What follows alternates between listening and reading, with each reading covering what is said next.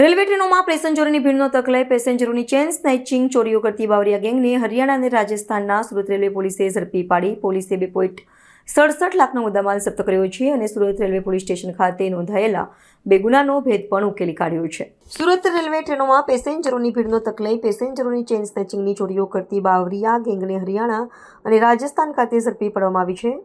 પોલીસે કમલાદેવી સુરેશભાઈ સોલંકી, સોનુ સુરેશભાઈ સોલંકી, ધરમવીર ઓમપ્રકાશ બાવરિયા અને રાધાદેવી રાજુભાઈ બાવરિયાને ઝડપી પડ્યા છે. પોલીસે આરોપીઓ પાસેથી 5 મોબાઈલ ફોન તેમજ સોનાની 3 નગ રણીઓ મળી કુલ 2.67 લાખનો મુદ્દામાલ જપ્ત કર્યો છે. પોલીસ અધિક્ષક શ્રી અભય સોની સાહેબની સૂચનાથી એલસીબી પીઆઈ તરુણ પટેલ તથા તેમની એલસીબી ટીમ અને સુરત રેલવેની ટીમ જે અનડિટેક્ટ ગુનાઓ છે તેની તપાસમાં હતા. તે દરમિયાનમાં ટેકનિકલ સર્વે અને અમુક સીસીટીવી ફૂટેજથી તેઓને અમુક જે લીડ મળતા એ લીડ અનુસંધાને તેઓએ એક ટીમ હરિયાણા અને રાજસ્થાન ખાતે મોકલેલી અને ત્યાંથી જે બાવરિયા ગેંગ છે કે જે હરિયાણા અને રાજસ્થાનના મૂળ રહેવાસીઓ છે, જેમાં મુખ્ય જે ગેંગ લીડર તરીકે જે બેન કામ કરે છે તેનું નામ છે કમલાદેવી, તેની સાથે સોનુ સન ઓફ સુરેશભાઈ, ધરમવીર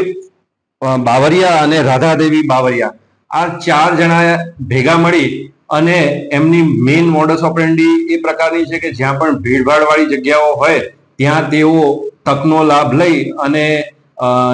ચેન અથવા તો પર્સ અથવા તો મોબાઈલ ચોરી લેવાની, લૂંટી લેવાની ટેવ વાળા છે, જેમને આ ટેકનિકલ સર્વેલન્સ કરી અને તેમને હરિયાણાથી આ ટીમ જઈ પીએસઆઈ આલ અને એલસીબી ના પોલીસ કર્મચારીઓ